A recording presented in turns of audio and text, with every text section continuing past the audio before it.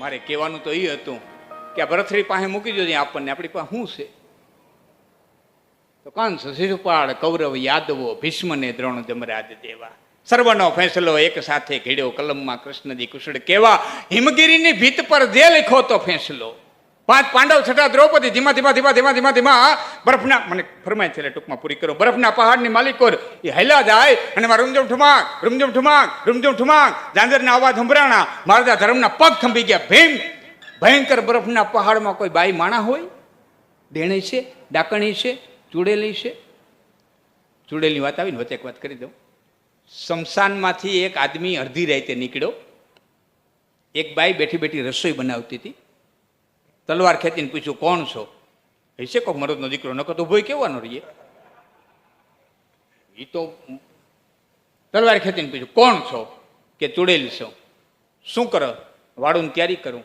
બલિકેડા માણસની ચિતા ઉપર કે તારે મને ચિતા છે? મારો ચૂલો છે, મારો ચૂલો છે. કોઈ બાળીને વ્યાજ રસોઈ બનાવી લઉં, હું અહીં રહું છું. શું મૂક્યું? માણાને ખોપરી મૂકી. એમાં હું ઉકળે? કે દારૂનું આંધણ ઉકળે. હું રાંધવાની છું? કે કૂતરાનું માંસ રાંધવાની છું.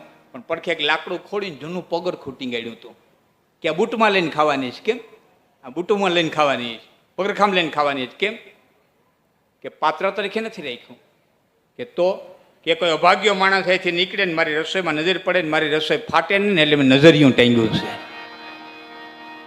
હા, હુટકો છે. હારા માણસને ઘરે દૂધપાક મુકાતા ને તેથી જૂનું પગરખું ટાંગતા. શું કરે? ભાઈરે નજરવાળો આવે ને દૂધપાક ફાટે ને. પંજાબની ગાડીઓ નથી નીકળતી, જોઈજો જૂનું પગરખું ટાંગ્યું છે.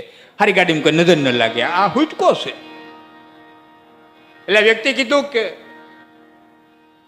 ચિતા અગ્નિ મરિદા આંધણ, ચિતા અગ્નિ મદિરા આંધણ, રાંધણ માંસ રુધિર, નર મુંડે નજરે નાખી અને અભડાવે કોણ અધિક? હે બાઈ, બરી ગયેલા માણાની ચિતા, એમાં માણાની ખોપરી, એમાં દારૂનું આંધણ, એમાં કૂતરાનું માંસ રાંધવાની. અને રાંધનારી તું ચૂડેલ એક એક થી તો તળિયા તો હલકા નીચ તમે ભેરા થયા છો.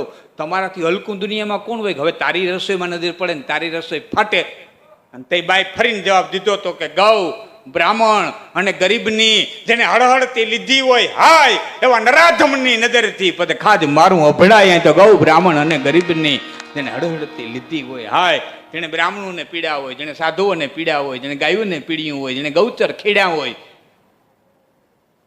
એ અહીંથી નીકળે ને ચૂડેલ કે એ મારા કરતા હલકો છે, તેથી મારી રસોઈ ફાટી જાય. દ્વારકાધીશને પ્રાર્થના કરો તો એટલું કહેજો, મારા બાપ ગરીબાઈ ભાગમાં માંડી હોય તો ગરીબાઈ દઈ જેવું ડુંગળીના દડાની અરે ખાઈ લે તને ફરિયાદ કરવા નહીં આવું. પણ મારી માથે એક દયા કરજે કે મારા ભાણામાં જે રોટલો પીરહાય નહીં, કોઈના છોકરાઓને લોહીથી ચોપડેલો ન હોય, કોઈની આઈથી ચોપડેલો ન હોય, કોઈના આહુડાથી ચોપડેલો ન હોય. બાકી થઈ જાય ને હું પેપડી માલિકો મીઠું નાખીને ખાઈ લે. ન ખબર મારા યુવાન મિત્રોને 74-75 માથા હા બાપી સમય જોયા છે. મારી ઉંમરના હશે ને ખબર છે. ઢોરને ખવડાવવા કાંઈ નંબરે ખજૂરીયું લઈ આવે, એમાં દાંતડીએ કરકોલાવી અને ખજૂરીઓમાંથી કાઢીને ખાય. સિવાય બોળિયું કાપતા હતા, એના કુવાડે કૂટ કરીને ઢોરને ખવડાવતા. સાહેબ રાતા ઘઉં મગાવ્યા હતા ઇન્દિરાબેન, રાતે સણોઠી જેવી રોટલી થાય એની ક્યાં કરો? ખાંડ ન જડતી ભીલીનો ચા મેં પીધેલો છે. 74-75 માઠા જોઈએ. અને એથી આગળ કહું ને તો માણસે પેપડી બાફીને ખાધી હતી, મીઠું નાખીને પેપડી બાફી. એવો દીધ ને સહન કરી લે. કોઈની આઈથી ચોપડેલો ન હોય, કોઈના લોહીથી ચોપડેલો ન હોય, એટલી મારી માથે દયા કરે છે. મારા તો ધર્મ વિચાર કરે કોણ છે? ચૂડેલે છે, ડાકણી છે, એ કાંઈ વિચાર કરે.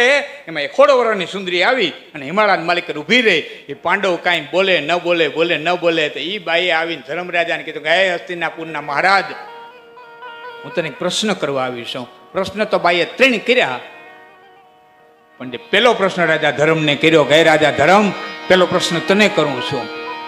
ભાઈ બોલી, ક્યાં મેલા મોંગટ કામ થે નથી, કેડે નાથ તીખી તે તલવાર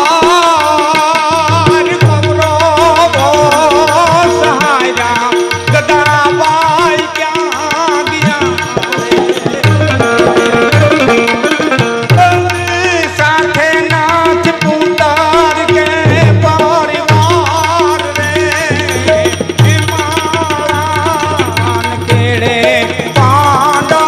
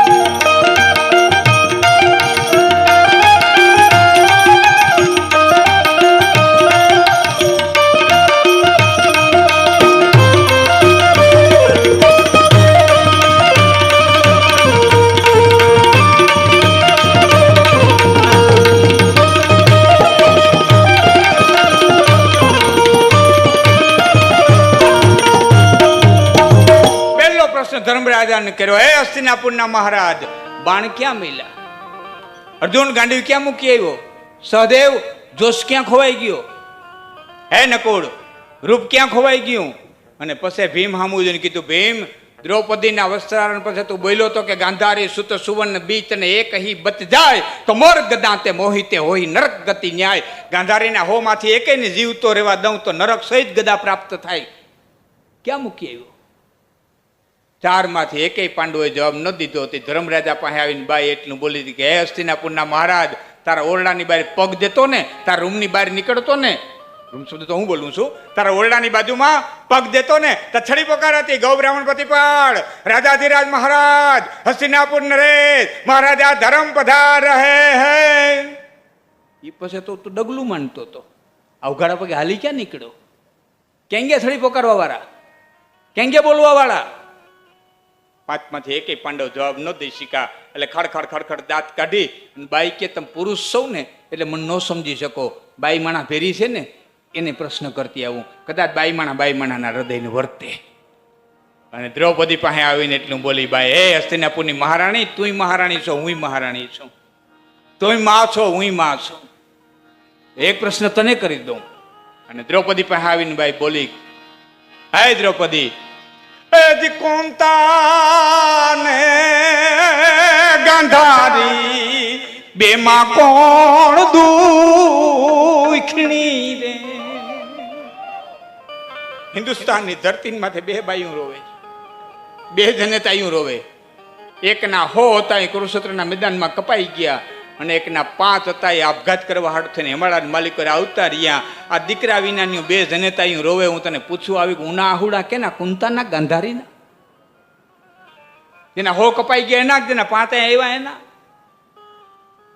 પૂછીએ સતી દ્રૌપદી વાત, એ વાયુ દુશાસન ના લોહીથી ચોટો તે રીંગો હતો રે. પ્રતિજ્ઞા લીધી હતી તે કૃષ્ણ કીધું તું ડાબા હાથમાં લઈને, કૃષ્ણ 13 વર્ષથી જટિયા મોકરા ફેરવું. नित्य के मृदुल लंबे बार को सुगंध सिंचो बाम पानी लेके जूरो कृष्ण को बतायो है. कृष्ण आ खेताणो ने 13 वर्षથી મોકરા ફેરવું, યુદ્ધ બંધ ન કરાવતો, સંધિ ન કરતો. એ બાઈ ભાઈઓને કપવી નહીં ખા, કુળગોત્ર કરાવી નાખ્યું, કોઈ વાહે વાઈસ નાખે એવું ન રહેવા દીધું, ખપર ભરી લીધું તે. અને તારા કાળજાને ટાઢક થઈ હોય ત્યાં આવી શું કરવા? અહીં તો અશાંતિ હોય આવે તો તારે બધું કામ કરી લીધું તું. દ્રૌપદી બોલી ન શીખા. પાંડવો પાસે આવી પાછી છેલ્લો પ્રશ્ન પાંડવોને કર્યો. યુવાન મિત્રો, આપને ખાસ વિનંતી કરીશું કે આ પાંડવોને નહીં, આ 5,500 વર્ષથી આ તમને મને પૂછાતો આવે છે આ ધરતીના પટમાંથી આ પ્રશ્ન બાઈ છેલ્લો બોલી પાંડવોને કહે છે. હે પાંડવો, છેલ્લો પ્રશ્ન સાંભળી લ્યો. ભૂમિ માટે બાંધા ભૂમિકા ભેડી નથી,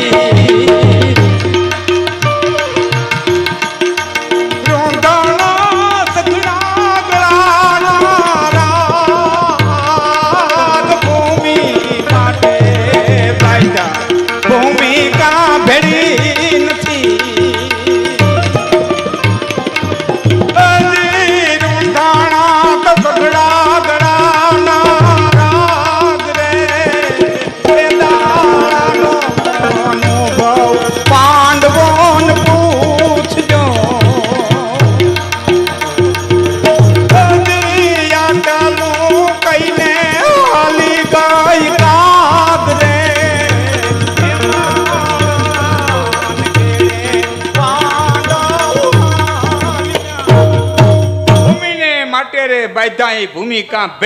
બાઈ એટલું કીધું, હે હસ્તિનાપુરના મહારાજ, જે ધરતી આડું તે બાપને કાપ્યા, જે ધરતી આડું દાદાને કાપ્યા, ગુરુને કાપ્યા, ગૌ હત્યા કરી, બ્રહ્મ હત્યા કરી, સ્ત્રી હત્યા કરી, બાળ હત્યા કરી, ભાણેજોને કાપ્યા, હારાવને કાપ્યા, હારાવને કાપ્યા, ભાઈઓને કાપ્યા, ભત્રીજાઓને કાપ્યા, દીકરાઓને કાપ્યા. ધરતી તમારી ફેરી હાલી નો નીકળી. અને પછી બાઈ મરક મરક દાંત કાઢીને કહે, એ માંધાતા ફેરી નહોતી હાલી, મને ખબર છે તમારા ફેરી નો હાલે. આ તો હું તમને અમથા પૂછું, પણ એ પાંડવો હું તમને એટલું પૂછી શકું કે મરસ્યો એટલે બરફના પહાડમાં મરસ્યો તમે ડટાવાની 5-5 ફૂટની જગ્યા ન દીધી? જે ધરતી આટો તેને આવડું યુદ્ધ ખેલ્યા એને 5-5 મણ લાકડા નો દીધા મરવા, છેલ્લે હિંગરા નહીં અહીંયા આવ્યા મરવા.